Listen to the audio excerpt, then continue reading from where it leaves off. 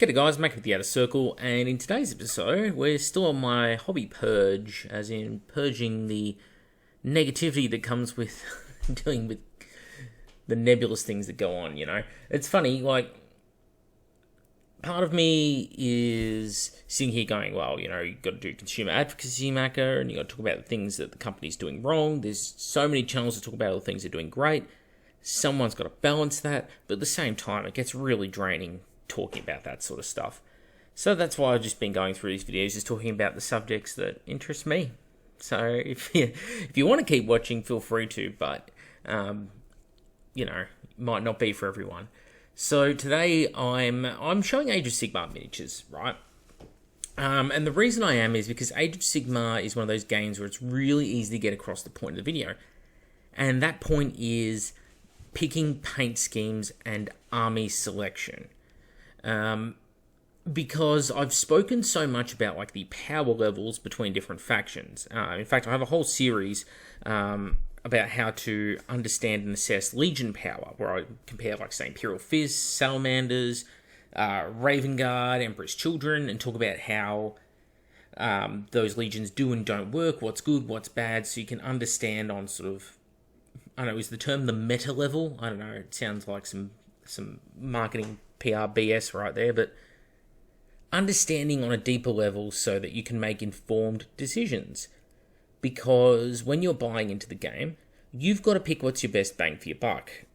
Times are tough out there at the moment, and not everyone has the money to splurge on hobby. A lot of people are buying second-hand miniatures or, you know, relying on old miniatures they already have, and they can't afford many new purchases. And this is especially true for those who are just getting into the hobby, where it's just prohibitively expensive. So I totally get it, I totally understand it for all the people in that position. And because of that, I try and come up with content, try, being the key word here, try and come up with content that's like, you know, if you're going to buy, I'm not saying build the most powerful army possible, but hey, here's some considerations so that when you do pick an army, you know, you're not just throwing your money away, you have a fighting chance, you know, that sort of thing. But going hand in hand with that is how something feels to play. And how it feels comes in sort of two areas. The physical act of playing with the miniatures, and wow, this is really rewarding, but also the what's a good way to put this? The feel that you get when you build and paint and assemble and go through all of that difficult side of the hobby. And so that's what today's video is about. I know it was a very long-winded way of getting there, but what I want to be talking about is how you can pick an army and how it just doesn't meet your expectations and how it's just morally crushing. You know, it completely demoralizes you.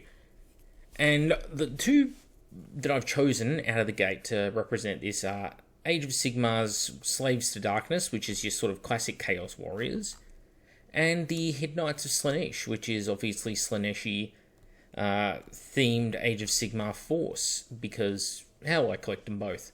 So let's start with the Warriors of Chaos. The Warriors of Chaos represent the easier barrier to entry. Lots and lots of plastic in here, well supported, large range, and the miniatures are, more than anything, easy to paint. Okay? Chaos miniatures in Age of Sigmar are pretty basic. It's not until you get into stuff like all these Warcry things that are ported over. You know, if you ignore those, and I think you kind of should for the purposes of this, but if you ignore those, then what you end up with is a faction that is basically Marines in fantasy. They're wearing thick, heavy armor. And so, because of this, when it comes to painting, you've got a lot of areas of just broad, flat colours. You don't need to do anything crazy with the edge highlighting. You can throw metallics around pretty liberally. You know, you don't have to do, like, take this Exalted Hero of Chaos. You don't have to give him that metallic knee, but you can. And about the hardest part to paint on these miniatures is the cloaks, because fur is difficult for some people, and cloaks and highlighting those is difficult for some people. But apart from that very low barrier of entry, this is probably one of the easiest armies to build and paint. it is very forgiving. And in fact, because it doesn't need to be super clean, because they are sort of the dirty, trashy warriors of chaos, you can have rust spots and imperfections. So that lends itself towards being easier to work with. Now, contrast that with, say, the Hidden Knights of Slaanesh. The amount of bare flesh, I can't speak for everyone watching, but I find bare flesh is infinitely harder to paint than armor, because armor is just big, flat, sort of surfaces. Whereas skin, the textures, the tones, the contrasting colors between different areas of the body, picking out the joints, the muscles, the veins, whatever, all of that is a lot more difficult than big slabs of power armor, or armor in general. And so I say this because if you are a person who is, getting into an army, getting into the game, and you want to play some of this, it becomes really difficult for the average person when they sort of face the conundrum, because you go, I really like the look of something, right? And I think Hidden Knights I picked because look at them. They're gorgeous. It's a beautiful model range. But you look at a range like this and you say, oh man, I want that. But then you've got to build it. The miniatures, very spindly, lots of intricate parts, lots of jewelry hanging on delicate chains, whips, hooks, things that all snap off very easily. This range it's a rough one, okay? It's a rough one for people to get into. Again, conversely, the Slaves to Darkness, a few spikes maybe you could snap off. It's about the worst of it with them. So straight away, building them is just more difficult. And then you got transporting them. Oh, even before you paint them, if you want to put them in a figure case or something like that, look at the Blissbarb Seekers here, right? The Seekers of Slaanesh, essentially, on their horses. Steeds of Slaanesh, I should say. All the little spikes and fins and the raptory pose on them. Awesome miniatures, pain in the butt to transport. Same with the Slangors. Then you got something like the Lord of Gluttony. It's not as bad as some characters, but there is still a lot going on there with all the different crew and such on it. Do you magnetize them, put them on elsewhere? It becomes a lot more difficult. Then you get to the painting side of things. And as I mentioned before, painting is really difficult. So if you invest a bunch of money early on into buying into this faction, only to basically be rewarded with realizing that you don't have the skill or the patience or the time or whatever it might be to do it, it's essentially a wasted purchase. And you let your passion, your desire to do something get ahead of you. You put the cart before the horse, as it were, the old saying. And so with a faction like this, I would suggest you buy something like this Lord of Pain miniature. Or maybe the Shard Speaker, right? I bought a Shard Speaker, was my first model for this range, apart from my old white metal Slaaneshi models from ye olden times. So I've got those miniatures. And then you test them. You go, can I paint this scheme? And you paint one model. Okay, did that work or not? If not, paint a second one. If it didn't go smooth on the first one, you paint a second one. And you try and pick a model that, like this Lord of Pain is excellent because it's got so much going on that's representing this faction with the hooks and little sharp spikes, lots of skin, leather, metallics, gemstones. He's got all of the things that sort of embody this range. Fantastic. So the Lord of Pain is a fantastic tester model to do this faction with. And you'll discover very quickly whether or not, what you've decided to do is a good idea. And we see this a lot in the Horus Heresy. The amount of mates I have who just jump from army project to army project going, I want to try this, I want to try this, I want to try this. And then they start doing it and they go, I'm not enjoying this project. And it's a bitter pill to swallow because I think you have to have a certain level of maturity to be able to say that in the first place. I know that sounds silly. You go, well, how is it maturity to get yourself into that situation? But the maturity is realizing that you have made a poor judgment call and instead of doubling down on it, you do something about it. Okay? So when it comes to hobbying and picking these color schemes and such, I really have to stress this sort of point to people. It's like, yes, you could, you could get in on getting this faction because it just looks so cool and you need to have it. You just got to have it, right? You see it advertised all over Warhammer Community. They've got you by the balls with the hype, or I don't know, by other parts. And you go out and you just make that split-second decision to just purchase a bunch of it. But then what happens? What comes next, And I think people never think of that next step, the path they've set themselves down. And I see this so much with new miniatures where people, hype is a powerful drug. It really is. People can't put aside any object. They've just got no objectivity. They can't put aside their emotions to look at something objectively and say, do I need that? Should I get that? Can I work with that? Primarchs of the Horus Heresy are probably the biggest example of this. The amount of people who've just butchered Primarchs, absolutely just fucked them up. Oh, you support everyone's hobby. I'm not supporting their hobby here, because someone will probably say that.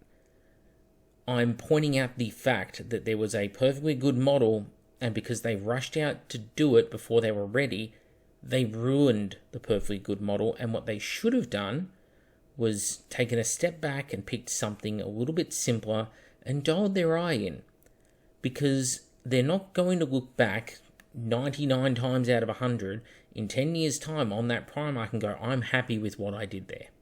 It's just not going to happen. I'm able to look back on the Primarchs I painted 10 years ago, and yeah, okay, techniques have improved since then, the tools available to me, the paints available to me, so much is different. But I'm able to still look back at them, at the Angron I painted back in 2012 and go, no, I'm happy enough with that, I don't want to repaint it. Because I didn't rush into it. I'd got just barely enough skill when I painted my Angron to do him justice. But there are many people out there who've just destroyed beautiful models doing this. And what's worse is so many people get into these armies and they got that hype thing going and they buy 100 models for it, only to realize on the 4th model, they don't like building it. They don't even want to consider the fact that they have to paint it. Then they've got to play the army after they've gotten through all of the hard yards, And playing has to be earned. It's going to sound silly to people, but I don't think that playing games with grey plastics is a great thing. I'm very much of the opinion that you have to earn the right to play. You earn that right through putting in the time and effort to achieve the mastery of the hobby, because that's what the true hobby is. If you just want to play the miniatures, why even bother buying the correct ones? Use tokens for all that matters at that point. Use Tabletop Simulator for all that matters. It's going to be just as fulfilling, But when you are able to sit down and say, man, I put my heart, my soul, my effort into this, and I'm really proud of what I achieved, and you're able to go to that event and you have people coming up and asking you questions about your army, asking you how you painted it, taking photos of it, copying the work you've done, making conversions based off your conversions. One of my favorite things that ever happened is I converted up a White Scars Praetor on a jet bike years ago, before the White Scars even had proper rules in 30k. And I used parts of a Deathwatch miniature and a 30k jet bike and combined it all together. It wasn't a crazy or hard over-the-top conversion, but the thing was, I was the first to do it. And then a whole bunch of people saw what I did, saw the list of parts and went, that's brilliant, I'm doing that. And I saw person after person do the exact same conversion, right down to the spare bits left over, putting them on the bike. Going, oh yeah, well, Macca had the shield hang on the left side of the bike here. Well, I'm going to hang the shield on the left side of the bike. And you know what? That was the biggest compliment ever, because it meant people loved what I'd done. I'd brought some joy to their hobby. Fantastic. And, that's the most rewarding thing about this. And so with today's examples, I thought I'd bring up, what are the flip sides of that? Well, if you don't build and paint that army that you enjoy working on, and you never get the project completed, especially if you've got that lingering self-doubt. Something that doesn't get spoken about enough in this hobby is the mental state of the participants. Many people I've noticed have zero self-esteem.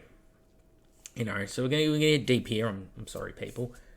But I've noticed this problem, and if you've chatted to me, you'll know I always do my best to get back to you in Instagram or Facebook messages. I try to reply. I get a lot of messages throughout the day, so I struggle to get there, but I always try and reply.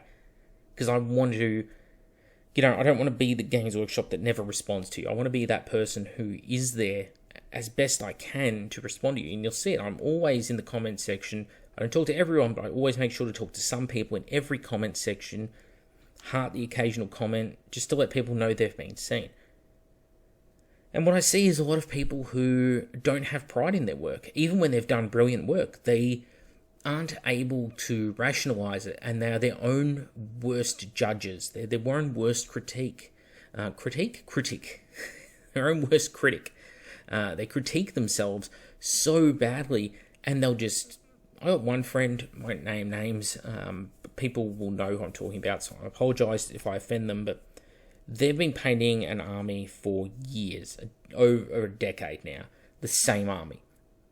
And about 3 yearly, they just go through a cycle of stripping the paint off it and starting over.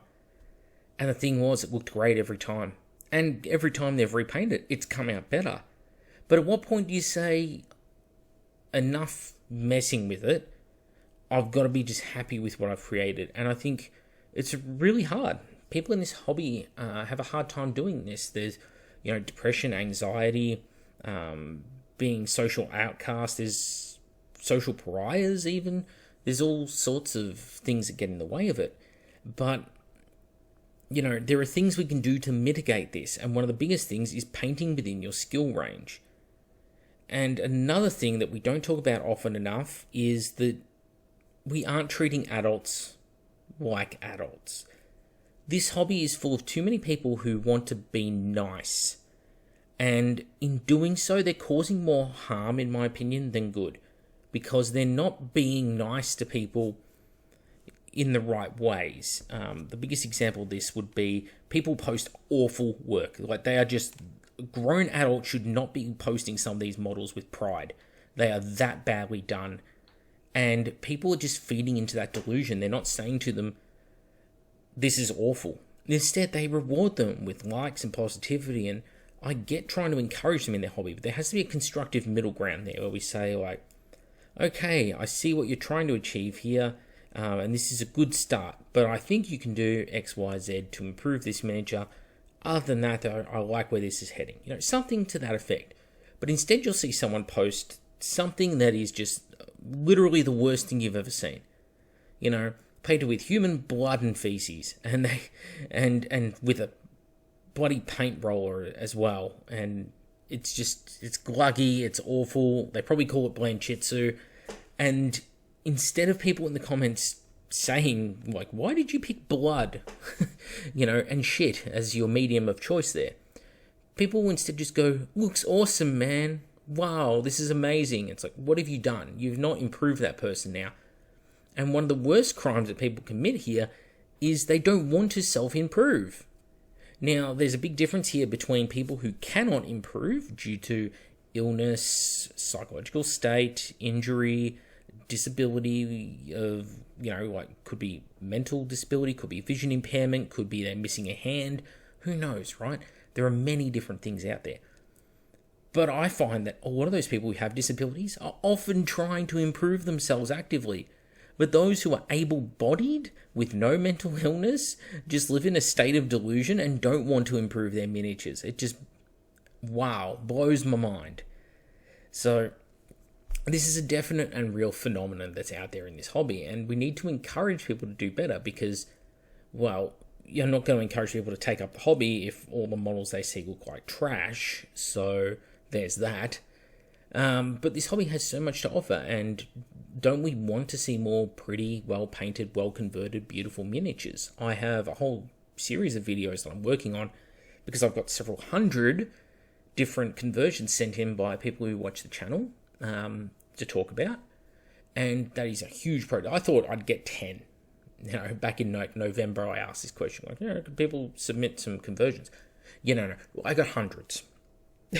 I got hundreds of miniatures, and that's why I haven't responded yet, because it's like, okay, I need to filter through this and work out how the hell I'm going to construct an episode around this, because I want to showcase them all.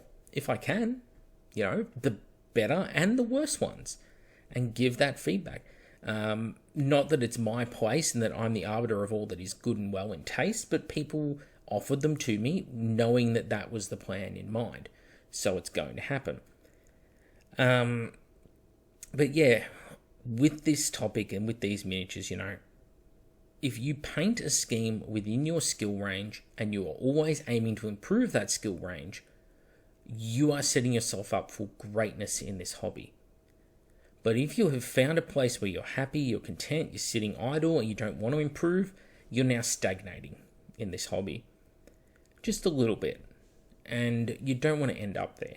And so I point out something like this today, the Head Knights of Slaanesh, with their complex models and their intricate paint schemes required to really do it justice, like the artwork you see, versus an army like the Slaves to Darkness, where it's like, yeah, you could probably piss out one of these battle forces. You could probably knock one of those out in a big afternoon.